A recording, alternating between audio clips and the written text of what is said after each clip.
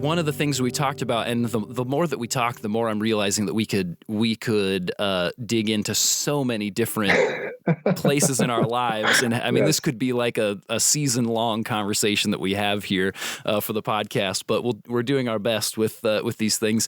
But as we do think about work, you said this is one of the places that we spend so many of our waking hours. Yes. As you think about promoting well-being in the workplace, whether you've been somewhere for a long time or, like for many of our young alumni, they're stepping into a brand new work experience, what are some things you can do to pursue well-being in your workplace?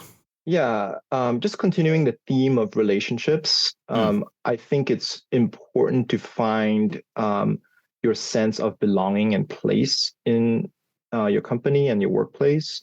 One advice I would have for that is really to pursue others whom you respect that could pour and could mentor you at work, figuring out what are the areas of expertise you need, what are the opportunities available, how can you better serve with your giftings and your interests. I think that's important. I think also kind of along the lines of pro-social giving, it's also, I think, important to figure out ways, even as a young person, to be able to give to others. Maybe even think about how can I eventually serve as a mentor to others as well, because that becomes very meaningful.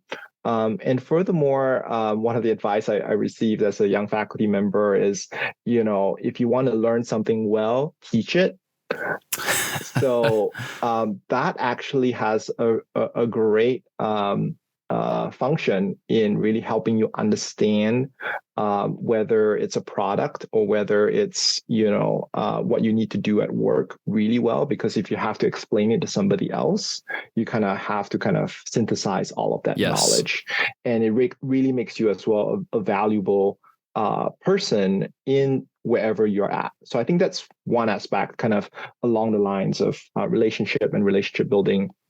And I think the other aspect is really kind of in the work itself. It is kind of the work that you're doing something aligned with your interests, your values, your abilities, personality. And having a good fit is important. So I think that's something that sometimes you're not able to tell right away, but I think you kind of need to revisit it from time to time. And also be able to hopefully allow work or pursue certain challenges at work as well, because I think we do need a sense of challenge to be able to grow. Otherwise, it becomes very mundane, and you're not being stretched. You're not being challenged in a good way. Not being overwhelmed, but certainly being able to be challenged so that you can be quote unquote in a flow state, as it were, where you're kind of meeting the challenge with your ability and capacity. Yes.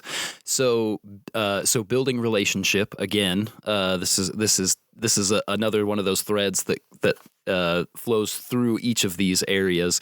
And when we talk about relationship, it feels very easy to say, well, find out who your best friends at work are, and like that could be something that happens, that you develop friendships at work. But it's maybe something that feels more accessible and more related to your work is find somebody who is better at what you're doing than you, that can mentor you in how to keep growing as a quality employee and as somebody who contributes to the work that's being done. That can be one sort of contextualized relationship building aspect of relationship building that can happen.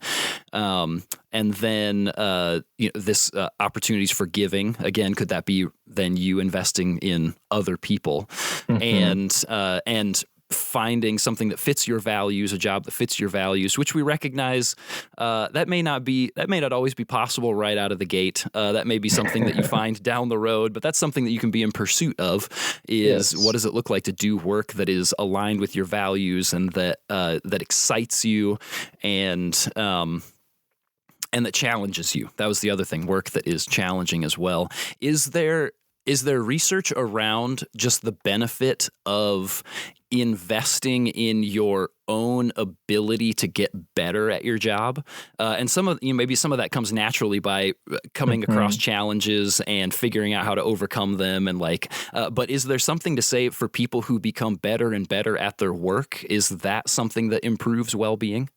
Yes, certainly. I think sense of achievement and sense of achievement at work is related to a greater sense of happiness. So I think because in some ways you are able to maybe just a simple way of kind of looking at it, you're kind of bringing the best of yourself to a situation, right?